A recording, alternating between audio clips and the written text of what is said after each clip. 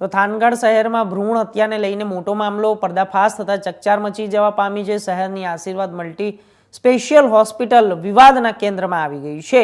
માહિતી મુજબ આરોગ્ય વિભાગની તપાસ બાદ થાનગઢ પોલીસ મથકમાં સત્તાવાર ફરિયાદ દાખલ કરવામાં આવી હતી અને જેમાં હોસ્પિટલના સંચાલક રાજેશ ગોજિયા, ડોક્ટર દિનેશભાઈ અને સાથે નીતાબેન જુંજવાડિયા એમ 3 ફરિયાદી નોંધાઈ છે। તો પોલીસે આરોપીની અટક કરીને વધુ તપાસ હાથ ધરી છે। થાનગઢ પોલીસ સ્ટેશનમાં એક ફરિયાદ દાખલ કરવામાં આવેલી હતી। આ ફરિયાદના ફરિયાદી ડૉક્ટર દિલીપભાઈ ગોવિંદભાઈ વાલાણી, જે પોતે CDHO કચેરીના હેઠળ મેડિકલ ઓફિસર તરીકે ફરજ બજાવે છે।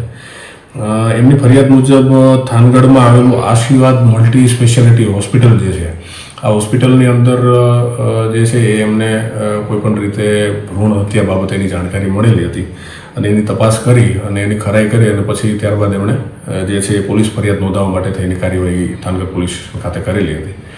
એમની ફરિયાદ મુજબ જે છે એ હાલ આશીર્વાદ મલ્ટી સ્પેશિયાલિટી હોસ્પિટલના સંચાલક રાજેશભાઈ ગીગાભાઈ ગોજિયા, દિનેશભાઈ પુરુષોત્તમભાઈ કરસંડિયા, હોસ્પિટલના કામ કરતા નીતાબેન જુંજવાડિયા અને એ સિવાયના જે પણ લોકો આમાં ઇન્વોલ્વ હોય એમના વિરુદ્ધમાં ફરિયાદ આપવામાં આવેલી છે।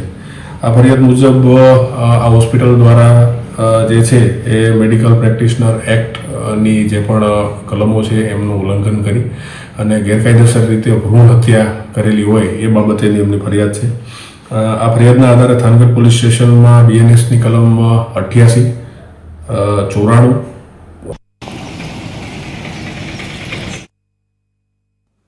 જૂનાગઢ દીવ કોર્ટમાં હાજરી પૂરી કરાવ્યા